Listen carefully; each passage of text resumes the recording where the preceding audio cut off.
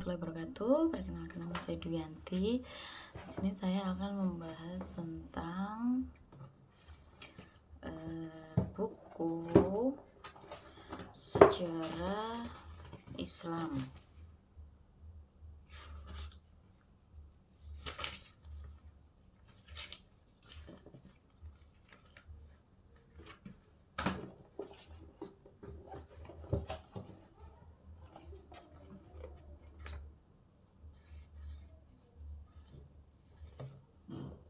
Bukunya ini teman-teman, dari Dr. Andes Adeng Muhtar Ghazali MAG. Di sini dibahas beberapa bab.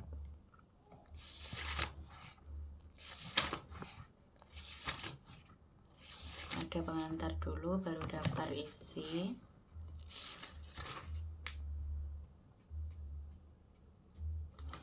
Ada 12 bab.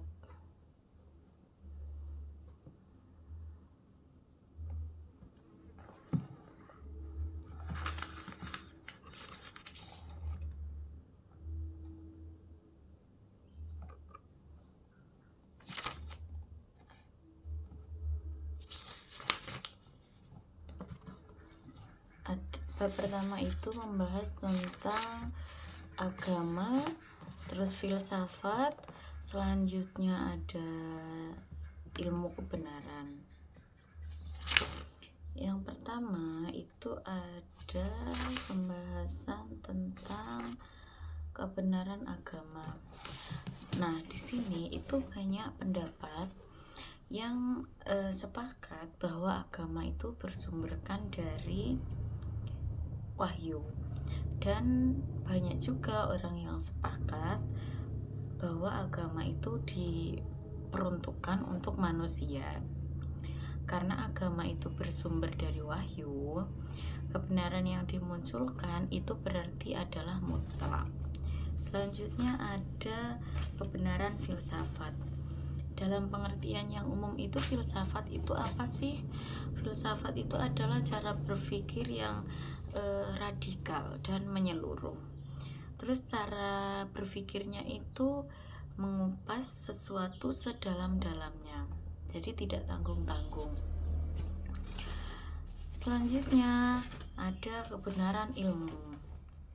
Kebenaran keilmuan mempunyai ruang lingkup yang sangat terbatas. Kenapa terbatas? Secara keilmuan berarti bahwa kebenaran itu diambil kata kerjanya kan benar. Benar itu secara keilmuan berarti bahwa kebenaran sesuatu pernyataan didukung oleh fakta-fakta kan. Selanjutnya ada pengujian secara empirisnya yang mengesahkan diterima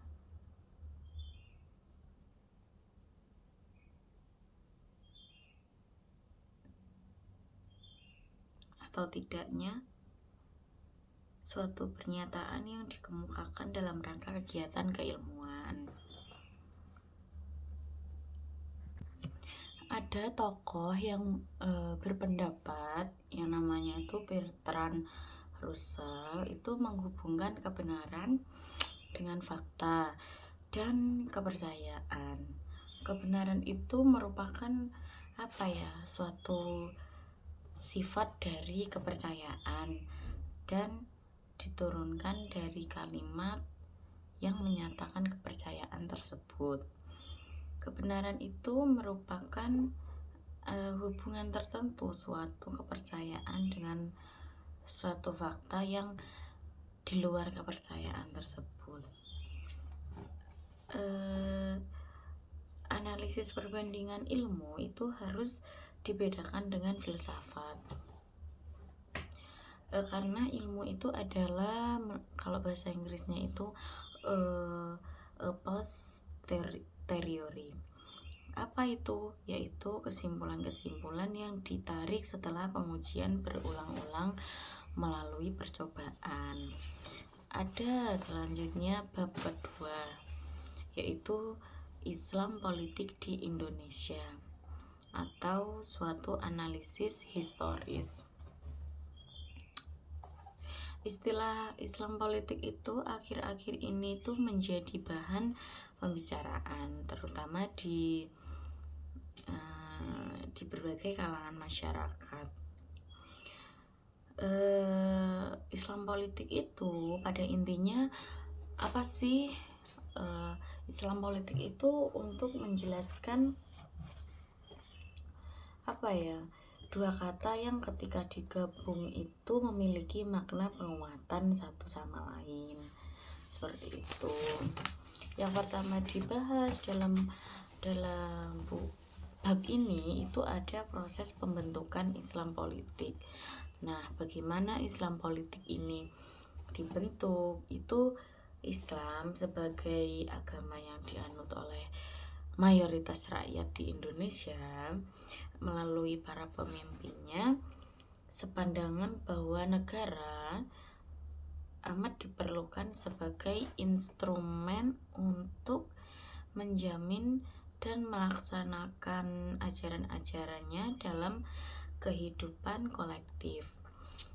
Mengutip dari Ibnu Taimiyah, Ahmad Syafi'i Ma'arif menyatakan bahwa tanda kutip wilayah organisasi politik bagi kehidupan kolektif manusia itu merupakan keperluan agama yang terpenting, dan hal ini itu tidak mempertimbangkan kenyataan bahwa agama Islam itu adalah sebuah agama yang multi-interpretatif yang membuka kemungkinan banyaknya penafsiran mengenai polyinterpretable religion. Meskipun pada tingkat polyinterpretable religion itu munculnya berbagai mazhab fiqh, terus teologi, selanjutnya ada filsafat Islam. Misalnya seperti ini, menunjukkan bahwa ajaran-ajaran Islam itu multi-interpretatif, di samping menunjukkan bahwa adanya pluralisme dalam tradisi Islam. Lihat Bahtiar Effendi, itu ada di halaman 10, ini kita sudah di halaman 26. Selanjutnya yang kedua yang dibahas di dalam bab ini itu ada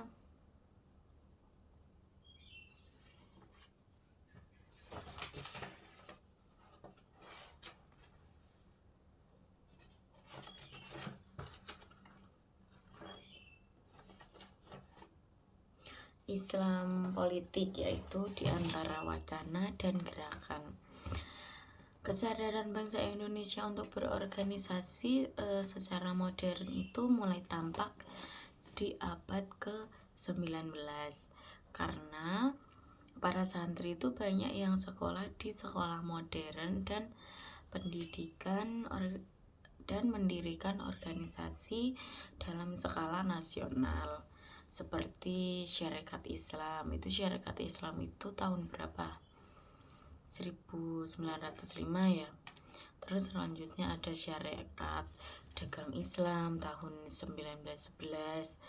Terus ada Muhammadiyah, terus Nahdlatul Ulama dan lain-lain. Persaingan antara kaum muslim nasional dan muslim non nasionalis ini tetap mewarnai perpolitikan di Indonesia.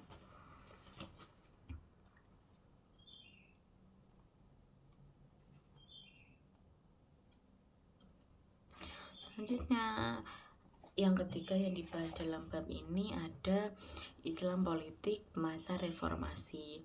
Tumbangnya Soeharto itu menandai kemunculan reformasi.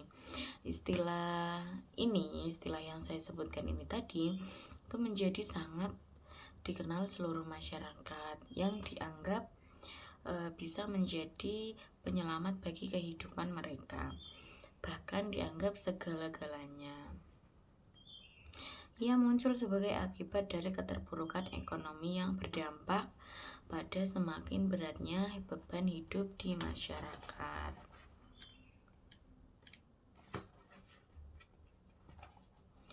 Selanjutnya pada bab selanjutnya itu ada bab ketiga, bagian yang ketiga itu ada dibahas Islam, agama kemanusiaan.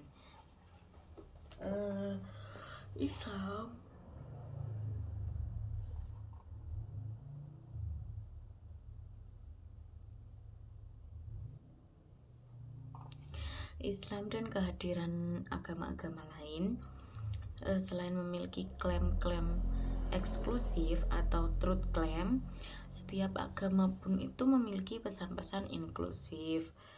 Segi eksklusivitas ini terlihat pada cara-cara agama-agama tersebut melakukan penyebaran misinya.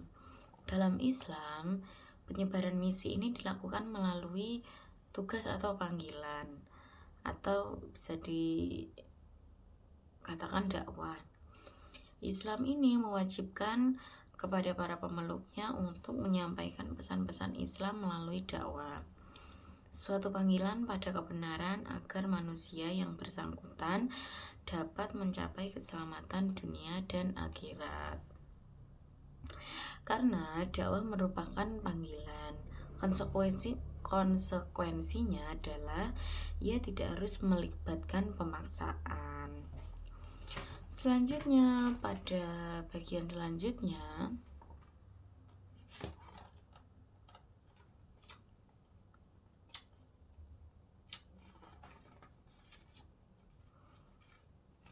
ada dibahas agama di era dewasa ini. Bagaimana sih agama di dewasa ini, tantangannya bagaimana? Yang sering kita hadapi tentang keberagaman agama itu cenderung melihat perbedaannya ketimbang persamaannya. Namun demikian, kecenderungan melihat perbedaan pun tidak perlu disalahkan, karena setiap orang beriman itu senantiasa ingin mencari, terus menggenggam, terus membela kebenaran yang diyakininya berdasarkan apa yang dia ketahui. Sikap demikian ini sangat terpuji selama tidak menimbulkan konflik sosial, tidak menimbulkan situasi sosial yang destruktif itu apa, yang kayak tidak kondusif, seperti itu bisa dimaksud. Secara empiris, suatu kemustahilan jika kita mengidealisasikan munculnya kebenaran tunggal yang tampil dengan format dan bungkus tunggal, lalu ditangkap oleh manusia dengan pemahaman serta keyakinan yang seragam dan tunggal pula. Oleh karena itu, tantangan yang selalu kita hadapi itu antara lain adalah merumuskan langkah konstruktif yang bersifat operasional untuk mendamaikan berbagai agama yang cenderung mendatangkan pertikaian antar manusia dengan mengatasnamakan kebenaran Tuhan. Tantangan lain yang dihadapi oleh pada masa sekarang ini berkaitan dengan munculnya tanda kutip ketidakpercayaan manusia kepada agama formal, yaitu organized religion. Akhir-akhir ini muncul istilah New Age, zaman baru, dan ada usaha meninggalkan agama-agama yang terorganisasi, yang dipandangnya cenderung miskin akan nilai-nilai spiritual dan kemanusiaan. Kemunculan New Age ini itu berawal dari apa? Itu berawal dari penilaiannya bahwa kebangkitan peradaban barat itu kosong dari nilai-nilai spiritualitas dan lepas dari tuntutan tuntutan ajaran-ajaran agama Kristen yang menjadi agama resmi pada saat itu. Karena itu, gerakan New Age berpaling dari agama-agama Barat untuk kemudian itu mengarahkan kepada agama-agama Timur, semisal Hinduisme, Buddhisme, Taoisme, agama asli Amerika, dan lain-lain. Pada bagian selanjutnya, bagian keempat, ada pembumian Al-Quran di Indonesia. Yang dibahas di sini adalah peluang dan tantangannya. Di pendahuluan dibahas bagaimana istilah pembumian, yaitu Al-Quran itu berkaitan dengan upaya untuk memahami dan mengamalkan ajaran Al-Quran sesuai dengan konteks zamannya. Terus gagasan ini menurut Ahmad Syafi'i Ma'arif adalah Al-Quran itu di samping memuat doktrin-doktrin yang bersifat metafisik, juga mengandung nilai-nilai praktis yang dapat dijadikan sebagai pedoman manusia dalam memecahkan problema yang dihadapinya dalam hidup sehari-hari. Contohnya politik, ekonomi, sosial, dan sebagainya. Dari perspektif inilah pembumian Al-Quran termasuk pada salah satu dimensi tanda kutip tajdid, yakni upaya menerjemahkan ajaran-ajaran Al-Quran dan sunnah dalam kenyataan yang berkembang dalam masyarakat. Misalnya apa saja? Pemberantasan kemiskinan yang dikaitkan dengan zakat sebagai salah satu sarannya. Tentu saja dimensi ini sangat dinamis karena situasinya itu dan kondisi masyarakat memang berkembang. Untuk peluangnya, yang pertama itu ada universalitas Al-Quran. Bagi kaum muslim, seluruh isi Al-Quran itu, bahkan semua kitab suci itu pada dasarnya merupakan pesan ketuhanan. Kaum muslim mempercayai bahwa Al-Quran itu adalah pesan ketuhanan yang terakhir.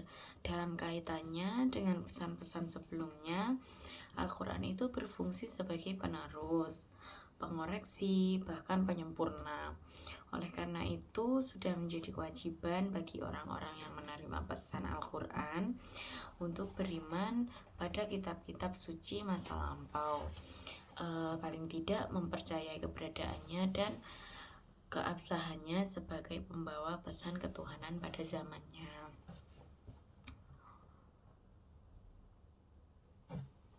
Yang kedua ada religiusitas masyarakat Indonesia.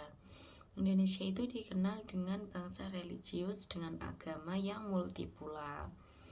Dalam suatu kehidupan keagamaan yang semakin marak di tanah air kita ini, usaha untuk memahami kembali ajaran agama secara lebih utuh sekaligus lebih segar merupakan suatu keharusan. Jika tidak, kita dapat terjebak dalam penanganan jika tidak, kita dapat terjebak dalam pemahaman turun-temurun yang belum tentu semuanya benar dan mampu menjawab tantangan zaman. Dalam menyikapi ini, tokoh Taufik Abdullah itu menyatakan bahwa Islam semestinya menampilkan diri sebagai landasan moral dan spiritual. Apa yang bisa diperjuangkan oleh Islam sekarang ini adalah menjadikan Islam sebagai etika bangsa. Yang ketiga ada peran cendekiawan. Setiap masyarakat dengan pandangan hidupnya masing-masing itu mempunyai kaum cendekiawannya.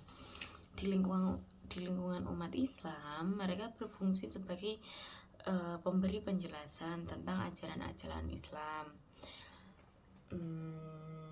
dengan dampak yang diharapkan berupa tumbuhnya sikap-sikap keagamaan yang lebih sejalan dengan makna dan maksud hakiki ajaran agama. Dalam sebuah hadis Nabi bahwa cendekiawan adalah para ulama. orang-orang yang berilmu sebagai ahli waris Nabi.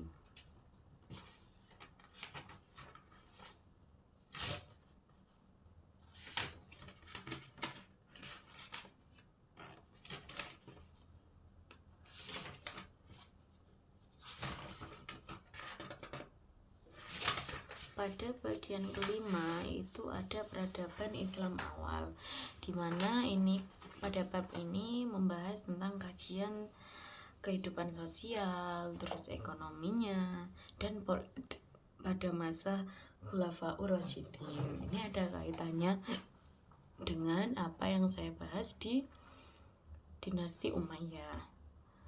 Ziauddin Sardar, siapa dia?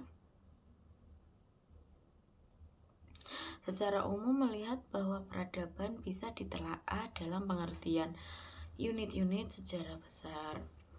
Para ahli sosiologi misalnya membicarakan peradaban-peradaban modern, yaitu peradaban masyarakat industri dan kota masa kini. Pendekatan terhadap kajian-kajian peradaban ini itu menetapkan mereka pada masa sejarah tertentu. Nah, dengan demikian, dalam definisinya, peradaban menjadi suatu entitas sejarah dengan masa kehidupan yang terbatas. Demikian juga Ibnu Khaldun, misalnya berbicara tentang jatuh bangunnya peradaban-peradaban, sehingga mengetengahkan suatu pandangan tentang sejarah yang selalu berputar. Pada bab kelima ini, itu yang pertama yang dibahas adalah sumber peradaban Islam. Untuk memahami perjalanan kehidupan politik, sosial, dan ekonomi Khulafaur Rasyidin dalam tatanan peradaban Islam, ada baiknya dikemukakan sumber dari peradaban Islam itu sendiri, yakni syariah. Syariah ini dipandang sebagai perangkat pengetahuan yang memberi peradaban muslim ketentuan-ketentuan sikap yang tak berubah dan juga sarana-sarana pokok untuk menyesuaikan diri dengan perubahan secara teoretis. Syariah itu meliputi seluruh aspek kehidupan manusia, apa saja, yaitu pribadi, terus sosial, politik, dan intelektual. Dalam prakteknya, syariah memberi makna dan isi pada perilaku kaum muslim dalam upaya keduniawian mereka. Syariat merupakan nyawa, roh sekaligus sumber penolak peradaban muslim, sebagaimana kisi-kisinya telah dicontohkan oleh kepemimpinan Rasulullah SAW yang kemudian lebih dikembangkan pada masa Khulafaur Rasyidin. Dari sudut pandang inilah, sosok dan gambaran peradaban muslim dapat dilihat kemudian mewujud dalam bentuk kehidupan sosial, politik, dan ekonomi pada masa Khulafaur Rasyidin. Selanjutnya, Khulafaur Rasyidin. Istilah Khulafaur Rasyidin itu menurut Abul A'la Al-Maududi adalah sebutan terhadap 4 sahabat Nabi yang diangkat sebagai khalifah secara bergantian. Dan umat Islam telah menamakan sistem khalifah ini sebagai khilafah yang adil dan benar, khulafah atau khulafaur rasyidin. Karakteristik kekhalifahan ini sedikitnya dapat diketahui bahwa khulafaur rasyidin pada dasarnya bukan hanya merupakan suatu pemerintahan politik, tetapi ia pun merupakan perwakilan sempurna dan menyeluruh dari nubuah, yakni berfungsi bukan hanya menjalankan tatanan negara serta menjaga keamanan dan membela batas-batas negeri saja, tetapi ia memerankan kewajiban-kewajiban seorang mursyid, guru, dan pendidik. Selanjutnya ada zaman Abu Bakar As-Siddiq. Abu Bakar As-Siddiq yang memiliki nama lengkap Abdullah bin Abi Quhafah Utsman bin Amir bin Amru bin Sa'd bin Ta'im bin Marrah al-Ta'imi setelah dibaiat menjadi khalifah, itu menggantikan Rasulullah SAW kan, mengutamakan perhatiannya pada pembinaan keimanan, ketauhidan kepada masyarakat. Hal ini karena sepeninggal Rasulullah SAW, karakteristik masyarakat Arab itu terbagi atas 3 kelompok. Apa saja?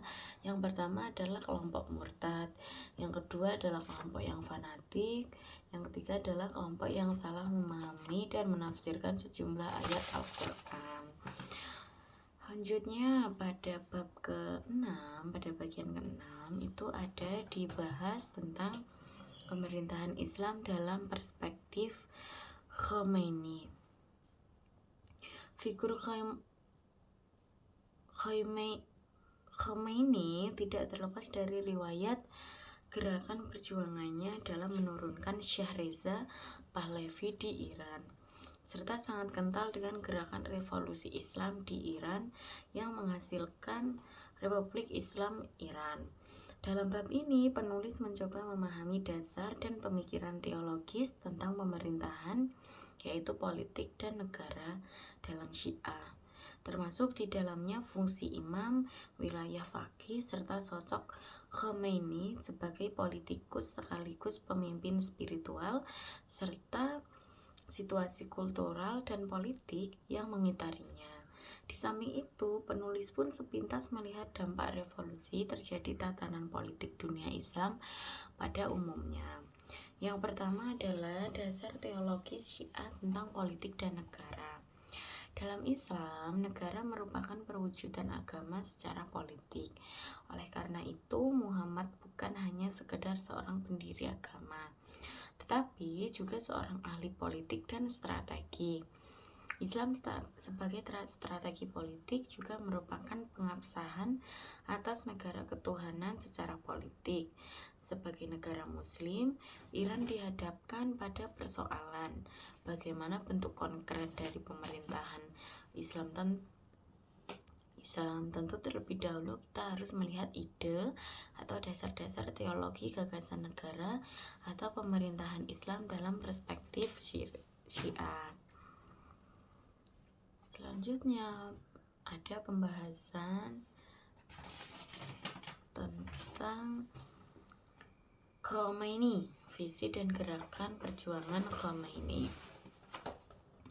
Khomeini ini dilahirkan pada tanggal 14 September 1902 di Khomein, sebuah provinsi kecil di sebelah barat daya Teheran. Karena berasal dari satu keluarga ulama keturunan Rasul, Khomeini mendapatkan pendidikan agama yang mendalam. Pertama dari kakak lakinya, terus yang kedua ada Ayatul Murtada Pasandia pada usia 9 tahun. Khomeini ini pergi ke Arak. Arak itu mana? Itu sebuah kota dekat Khomein dan diterima di lingkungan para siswa Abdul Al-Karim Hairi, seorang ulama terkenal Syiah. Figur Khomeini ini tidak bisa dipisahkan dari peristiwa paling dramatis di dunia Islam abad ini, yakni revolusi Iran pada tahun 1978 sampai 1979 yang menyebabkan tergulingnya Syah Iran dari tahtanya. Perjuangannya dimulai ketika dirinya bermukim di kota Najaf, Irak, sebuah kota pusat pengembangan pendidikan kaum Syiah dan menjadi tempat persembunyiannya para pemimpin agama Iran. Dari daerah inilah para ulama itu memberikan pengarahan-pengarahan kepada rakyat Iran. Dengan perkataan lain, perkenalkan nama saya Duyanti. Di sini saya akan membahas tentang buku sejarah Islam.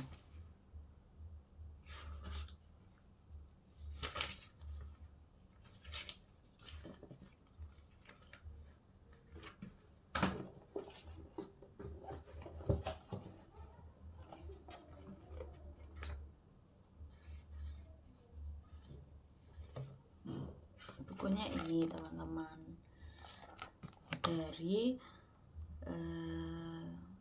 Dr. Andes Adeng Muhtar Ghazali MAG.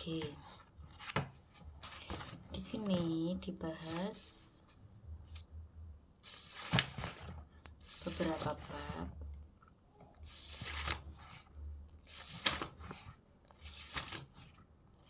Ada pengantar dulu, baru daftar isi.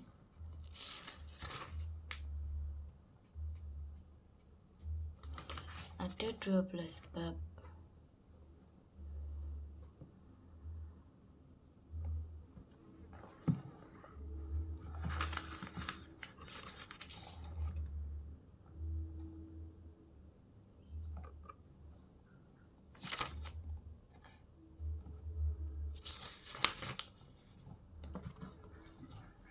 Bab pertama itu membahas tentang agama, terus filsafat, selanjutnya ada ilmu kebenaran.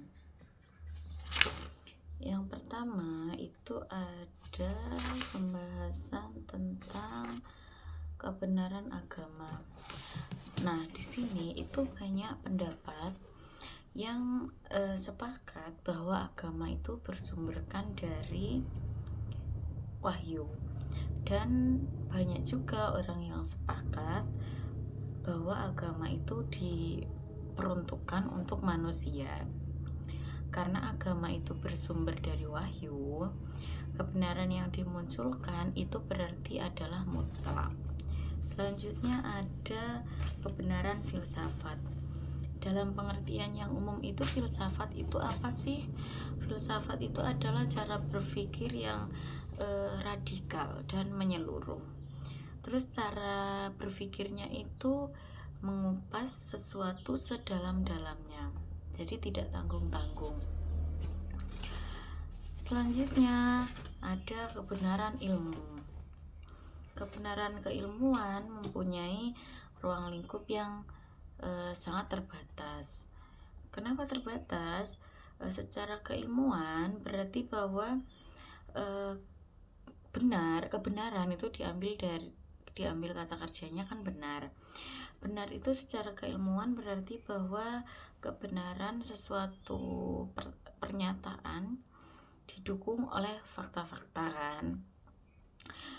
Selanjutnya ada pengujian secara empirisnya yang mengesahkan diterima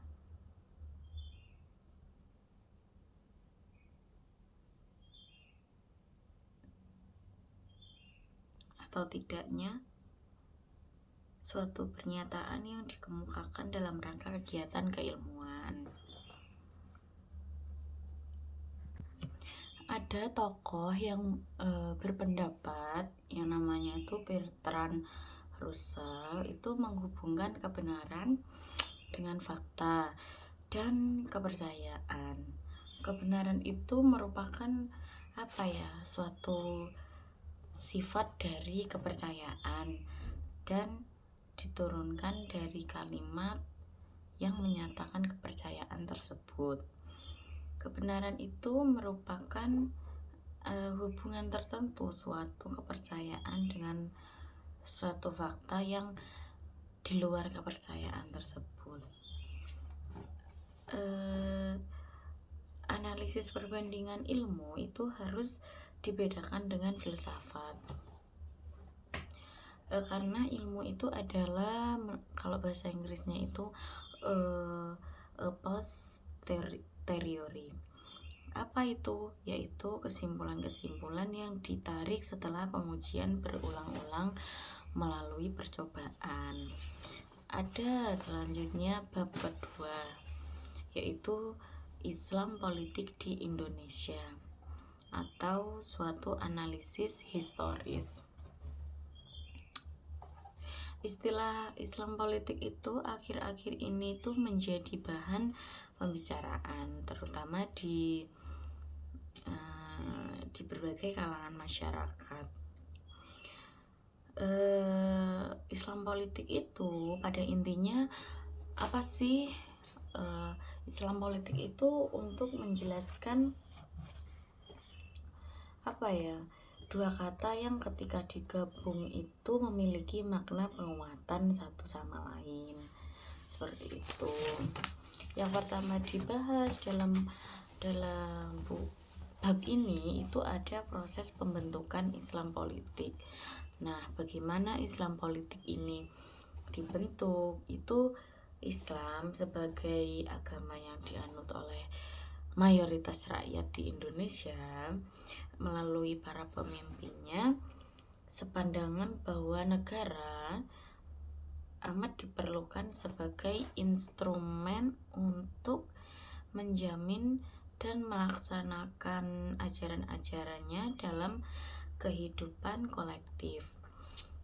Mengutip dari Ibnu Taimiyah, Ahmad Syafi'i Ma'arif menyatakan bahwa tanda kutip wilayah organisasi politik bagi kehidupan kolektif manusia itu merupakan keperluan agama yang terpenting, dan hal ini itu tidak mempertimbangkan kenyataan bahwa agama Islam itu adalah sebuah agama yang multi interpretatif yang membuka kemungkinan banyaknya penafsiran mengenai polyinterpretable religion. Meskipun pada tingkat polyinterpretable religion itu munculnya berbagai mazhab fiqh, terus teologi, selanjutnya ada filsafat Islam. Misalnya seperti ini, menunjukkan bahwa ajaran-ajaran Islam itu multi interpretatif, di samping menunjukkan bahwa adanya pluralisme dalam tradisi Islam. Lihat Bahtiar Effendi, itu ada di halaman 10, ini kita sudah di halaman 26. Selanjutnya yang kedua yang dibahas di dalam bab ini itu ada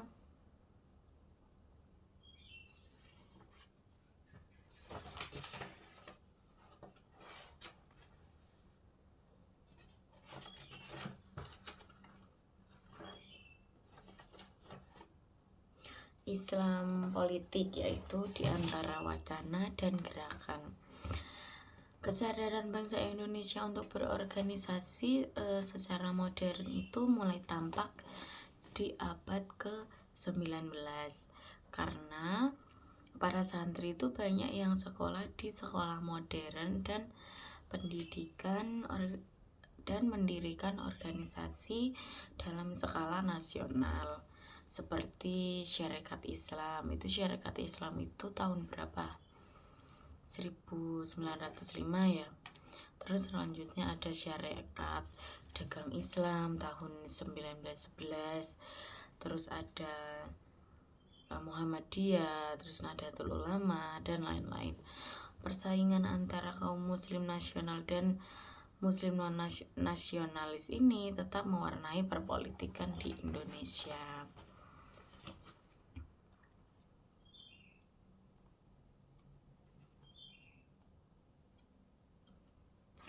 Selanjutnya yang ketiga yang dibahas dalam bab ini ada Islam politik masa reformasi. Tumbangnya Soeharto itu menandai kemunculan reformasi. Istilah yang saya sebutkan ini tadi itu menjadi sangat dikenal seluruh masyarakat yang dianggap bisa menjadi penyelamat bagi kehidupan mereka, bahkan dianggap segala-galanya. Ia muncul sebagai akibat dari keterpurukan ekonomi yang berdampak pada semakin beratnya beban hidup di masyarakat.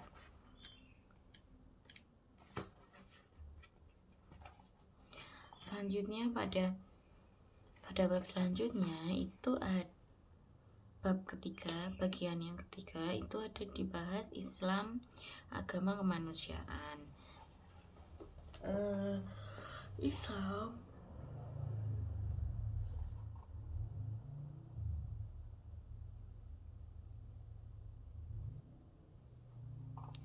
Islam dan kehadiran agama-agama lain, selain memiliki klaim-klaim eksklusif atau truth claim, setiap agama pun itu memiliki pesan-pesan inklusif.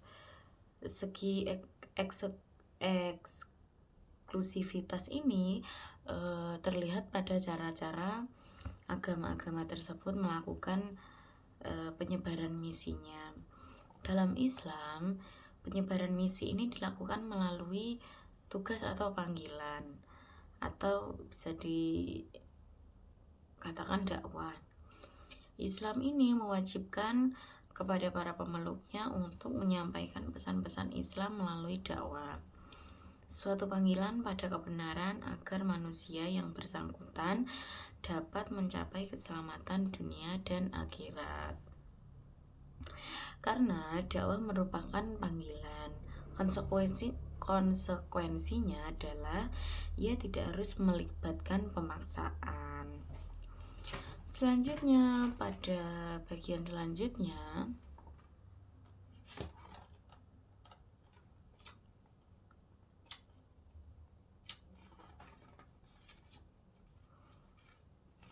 ada dibahas agama di era dewasa ini. Bagaimana sih agama di dewasa ini, tantangannya bagaimana? Yang sering kita hadapi tentang keberagaman agama itu cenderung melihat perbedaannya ketimbang persamaannya.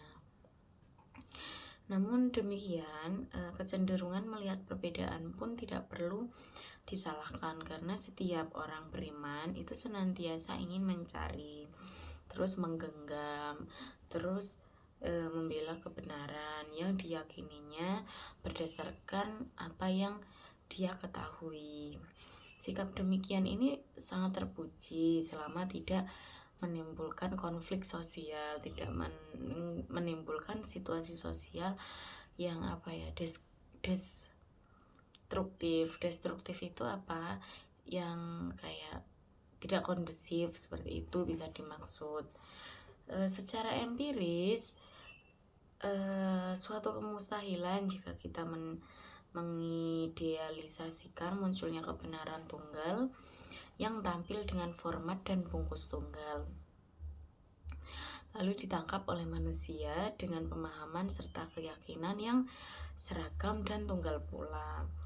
Oleh karena itu, tantangan yang selalu kita hadapi itu antara lain adalah merumuskan langkah konstruktif yang bersifat operasional untuk mendamaikan berbagai agama yang cenderung mendatangkan pertikaian antar manusia dengan mengatasnamakan kebenaran Tuhan.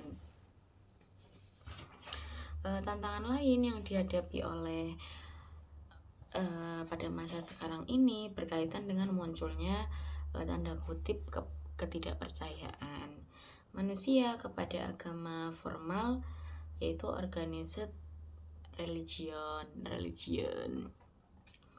Akhir-akhir ini muncul istilah New Age, zaman baru, dan ada usaha meninggalkan agama-agama yang terorganisasi, yang dipandangnya cenderung miskin akan nilai-nilai spiritual dan kemanusiaan. Kemunculan New Age ini itu berawal dari apa? Itu berawal dari penilaiannya bahwa kebangkitan peradaban barat itu kosong dari nilai-nilai spiritualitas dan lepas dari tuntutan ajaran agama Kristen yang menjadi agama resmi pada saat itu. Karena itu, gerakan New Age berpaling dari agama-agama barat untuk kemudian itu mengarahkan kepada agama-agama timur, semisal Hinduisme, Buddhisme, Taoisme, agama asli Amerika, dan lain-lain. Pada bagian selanjutnya, bagian keempat, ada pembumian Al-Quran di Indonesia. Yang dibahas di sini adalah peluang dan tantangannya.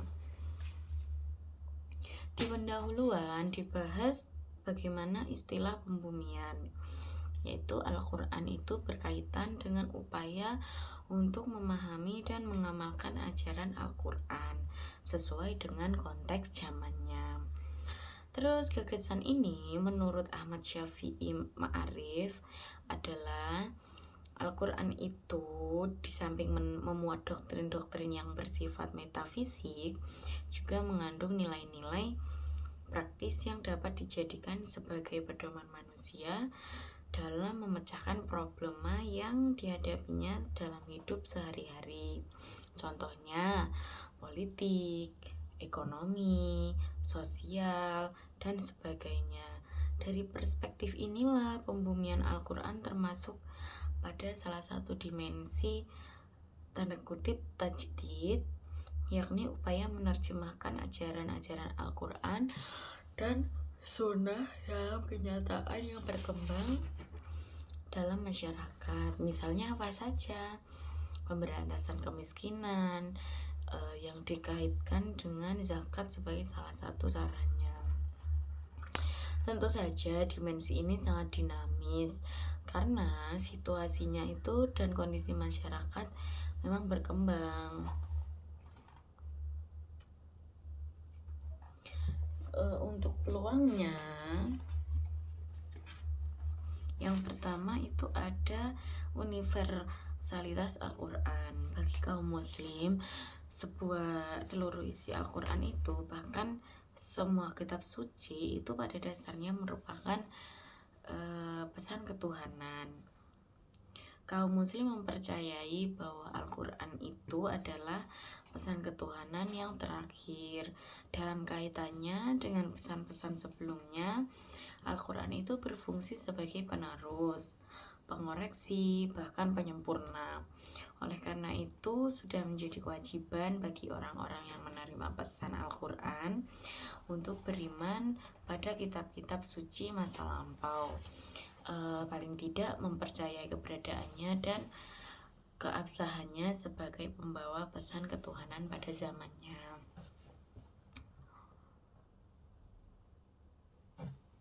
Yang kedua ada religiusitas masyarakat Indonesia. Indonesia itu dikenal dengan bangsa religius dengan agama yang multipolar. Dalam suatu kehidupan keagamaan yang semakin marak di tanah air kita ini, usaha untuk memahami kembali ajaran agama secara lebih utuh sekaligus lebih segar merupakan suatu keharusan. Jika tidak, kita dapat terjebak dalam penanganan kita dapat terjebak dalam pemahaman turun-temurun yang belum tentu semuanya benar dan mampu menjawab tantangan zaman. Dalam menyikapi ini, tokoh Taufik Abdullah itu menyatakan bahwa Islam semestinya menampilkan diri sebagai landasan moral dan spiritual. Apa yang bisa diperjuangkan oleh Islam sekarang ini adalah menjadikan Islam sebagai etika bangsa. Yang ketiga ada peran cendekiawan. Setiap masyarakat dengan pandangan hidupnya masing-masing itu mempunyai kaum cendekiawannya. Di lingkungan umat Islam, mereka berfungsi sebagai pemberi penjelasan tentang ajaran-ajaran Islam dengan dampak yang diharapkan berupa tumbuhnya sikap-sikap keagamaan yang lebih sejalan dengan makna dan maksud hakiki ajaran agama. Dalam sebuah hadis Nabi bahwa cendekiawan adalah para ulama, orang-orang yang berilmu sebagai ahli waris Nabi.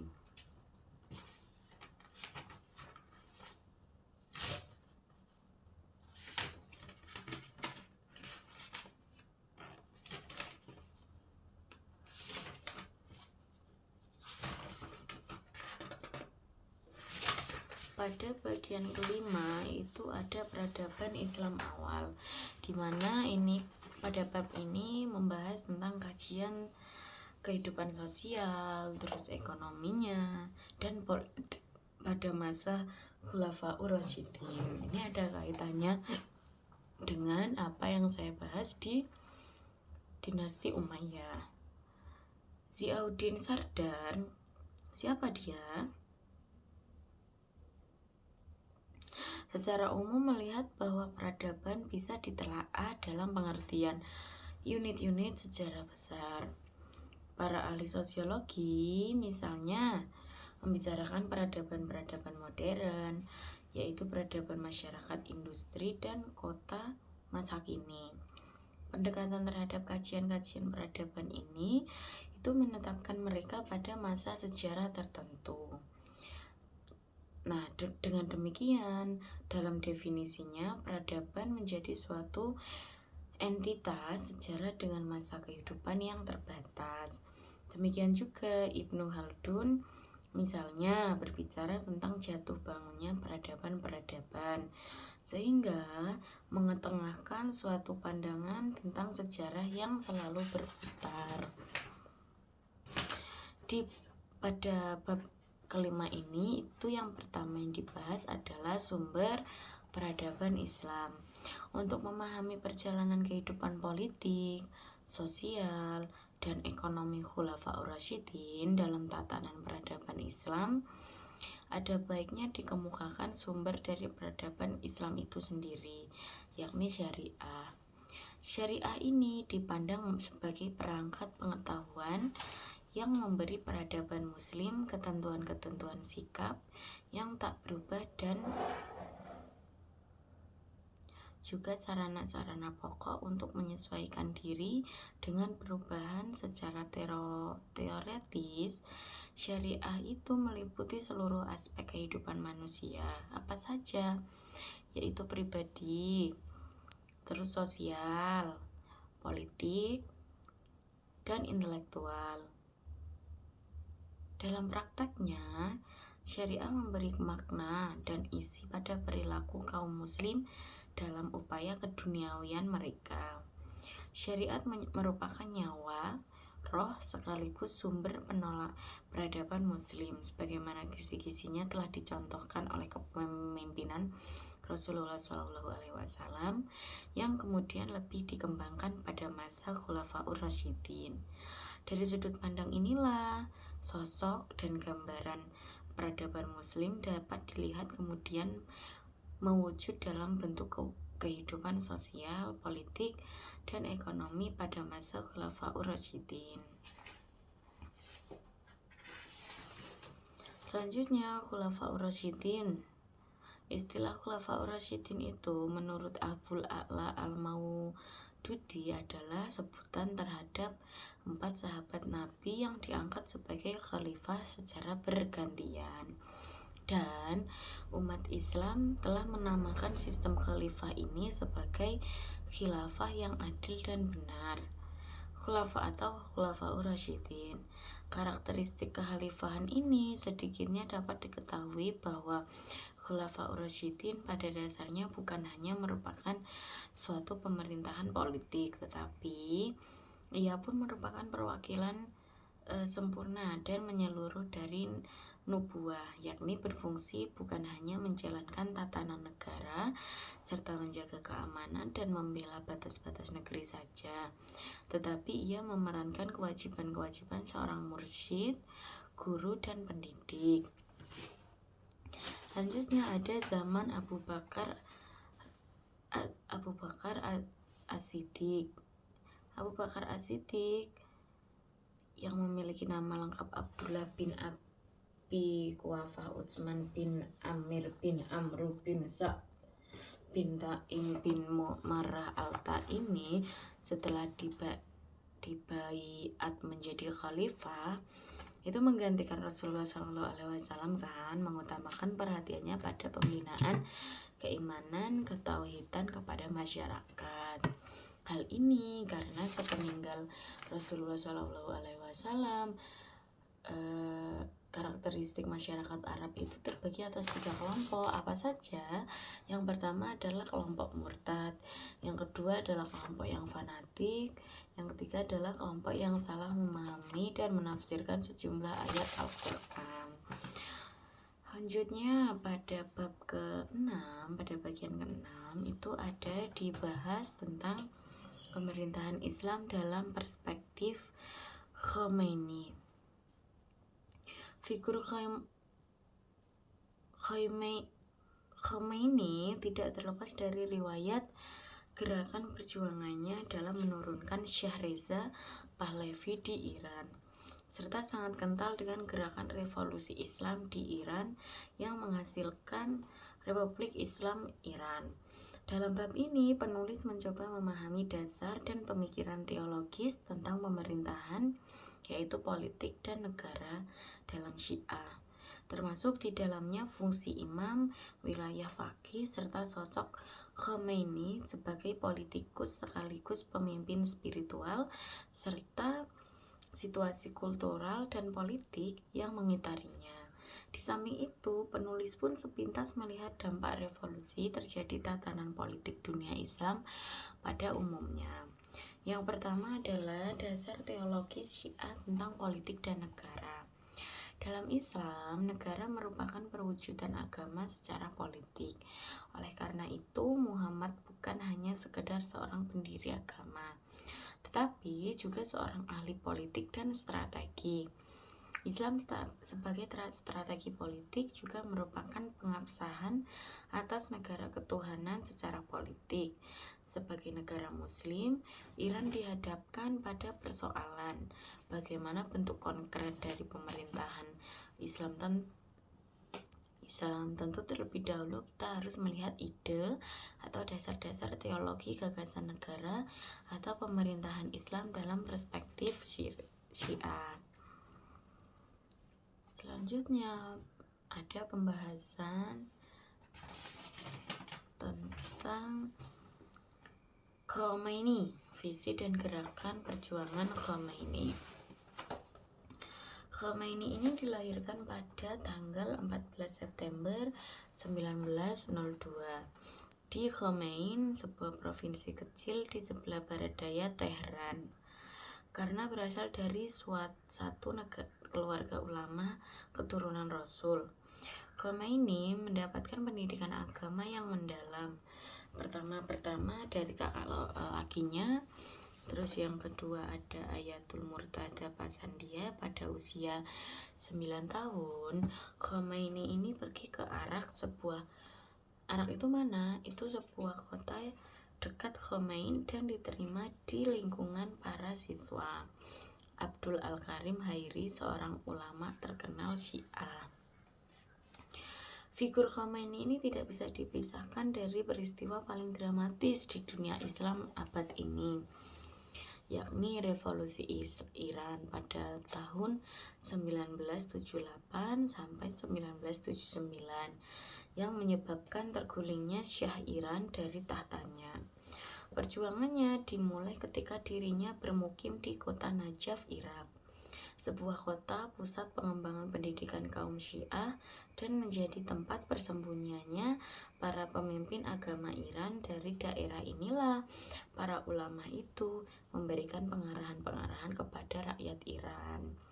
Dengan perkataan lain, perkenalkan nama saya Duyanti. Di sini saya akan membahas tentang buku sejarah Islam.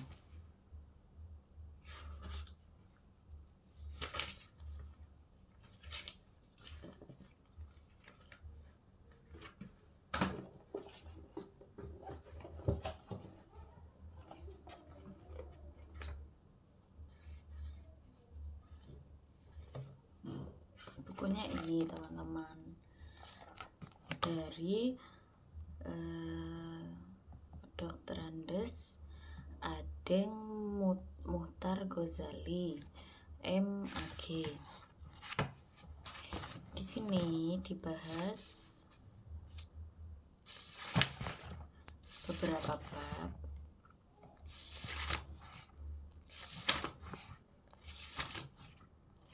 Ada pengantar dulu, baru daftar isi.